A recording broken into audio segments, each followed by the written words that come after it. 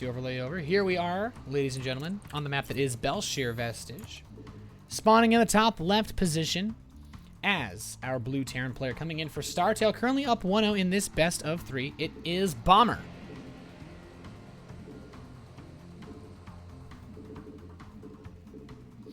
And his opponent spawning in the bottom right position as the yellow Zerg player coming in for Mouse Sports. It is VortiX.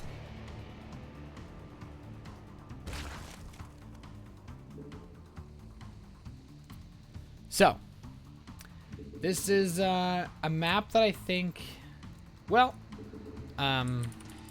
it's, I mean, a difference between Fruitland. You can't really compare it to Fruitland, to be honest with you, because, well, this map is not really as nutritionally awesome. We do have a little bit more of a condensed 3-base style, but it's actually quite similar to Fruitland in that there are multiple ways to get to that third base. There is this big space between the natural and third. It's not quite as big as the space on Fruitland.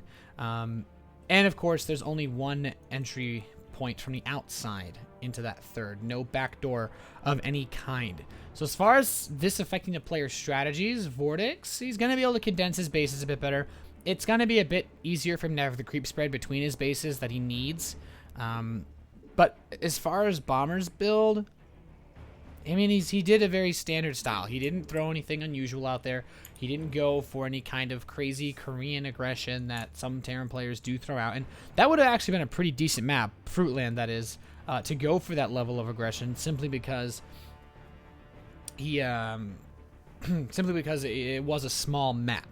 But Bel'shir Vestige is going to be a bit more standard. VortiX, however, this doesn't look like it's going to be for an extractor trick. He's going to go for a pretty fast gas before his spawning pool. So when you go hatchery first, into the gas, into the spawning pool, you're looking for very fast Zergling speed. And what this can do is give you a nice aggressive timing. It's the greediest opening that a Zerg player can do, aside from like double hatchery before pool. Or double hatch, then gas, then pool. But unless you scout command center first, or you blindly assume it, it's too risky. But Bomber, it's very standard opening. CC first, barracks, gas. And I think one of the things that will be interesting is if Bomber cleans out this match, gets the second win, and then Cats defeats Titan, then I want to see Cats do his proxy hatch on the low ground trick, because Bomber has built this command center as part of his wall both games so far. VortiX will scout this bunker, so he anticipates, okay, well, Bomber, you probably just did the same thing last game, built the wall off, just kind of set everything up, and well, just getting himself into a somewhat decent position here. And then we should see the factory coming up. Very standard. So the gas no longer being mined by VortiX. He wants to go just for Zerglings. But we have seen a lot of players, even like Startail Live, use the Zerglings defensively. Even in that regard, 8 Zerglings can be quite dangerous if controlled properly. We saw quite a bit of that in the recent DreamHack. I don't actually believe VortiX competed there. Didn't see his name anywhere. So he might not be quite as up there. In fact, Bomber was also not a part of that. I don't think, now that I think about it, none of the players in this group have actually really delved into that, which is not terribly surprising, considering that some of them would probably still be traveling or on their way home, or maybe having just arrived home. But third command center for Bomber, and he's going to use this as part of his wall. This is an increasing trend in Korean Terran play. Basically, it's just saying, look, the Zerg all-ins come in so often that you just need more meat, really. And we are going to see Bomber go for that same standard setup. However, he's going to go for the Hellions. He's going to get that barracks. And I'm curious if Bomber, if he doesn't take this gas, are we going to see him go for the stim and then straight into the extra 2 racks before the engineering base? This is not something that we see actually often at all.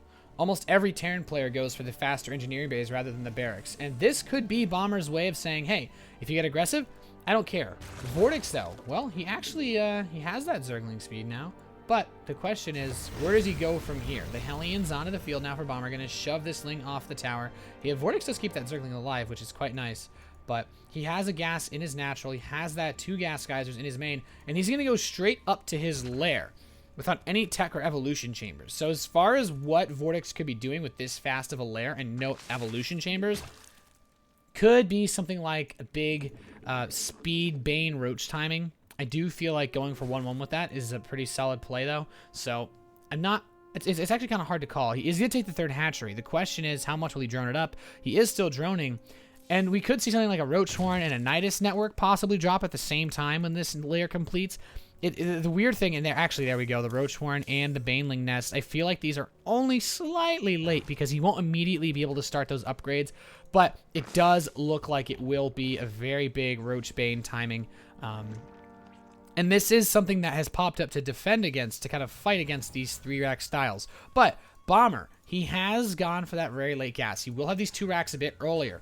These additional Marines are going to help him defend this a lot more. These Hellions, though, they need to scout out what's going on. He needs to say, okay, there's no evolution chambers to wall this off. So if you don't have evolution chambers, you know, you always put them in front to stop Hellions from running by or give yourself a little bit of buffer space. When you scout there's no evolution chambers, you ask yourself, okay, my opponent must have gone for a fast lair because where else is his gas going to go? This just means either Mutalisks, Nidus play, or some sort of crazy speed play. There it is, guys. The speed for the Banelings, the speed for the Roaches. VortiX is going for a very powerful timing, and this is actually pretty hard to stop with standard bio setups. These Zerglings trying to get on these Hellions. Bomber needs to keep these alive. If he loses all of his Hellions, not only does he lose the ability to scout, but more importantly, he loses the ability just to lose the Hellions later. When the Roaches and Banelings step onto the field, that's when Bomber's going to find out this attack is coming. But now, with no Hellions, our Terran player doesn't know anything about this attack that's coming in. So he's going to try to move out this third base. He did build a siege tank defensively. This is not going to be enough. If the Banelings bust through the front, you know, with even a semi-decent spread, it's going to be very difficult to stop. A second siege tank. I do like this play out of Bomber quite a bit. He's playing so defensively, and this is such a smart way to open up, especially on this map, because the siege tank can cover quite a bit of ground. And Bomber, oh no, he's moving his forces out to that third base. This is going to be very difficult to hold. Siege tanks aren't bad, but siege tanks are strongest when they're together. When you can get multiple siege tanks firing off across your opponent's army. But here come the Zerglings. These number of links can easily overwhelm all of these Marines. I feel like he actually might have had a better chance spotting that, but now 25 Banelings on the way for VortiX. Oh, Bomber, most of his units are outside of his wall. This is going to be rough. He has a bunch of Overlords here as well. And what these Overlords are for, purely to tank with shots. The Roaches and Banelings are going to move in. If Bomber targets down these Banelings with his siege tank, he can do catastrophic amounts of damage, but he's going to lose everything here on the low ground. This third base might get forced to lift off, but he wants to go for blood. The Roaches actually take out the tank on the high ground, utilizing the vision from the Overlords. He's going to bust down the front. VortiX looking so strong. This is the attack that he needed. Oh, those SCVs are so clumped. The Banelings get right on top of him. He's going to be able to kill off a ton of these SCVs. Getting in there, actually not getting too many, playing a bit greedy there, but I mean at this point, doesn't matter. He's gonna bust right on into the main base. GG! VortiX ties this series up 1-1 against StarTales Bomber. That's actually kind of cool. I like that. That timing is so difficult to hit, so difficult to stop, really, as a Terran player. But, you know, I have to say, Bomber, he didn't really do a lot of scouting. He didn't do any scouting. That's pretty much all I can say.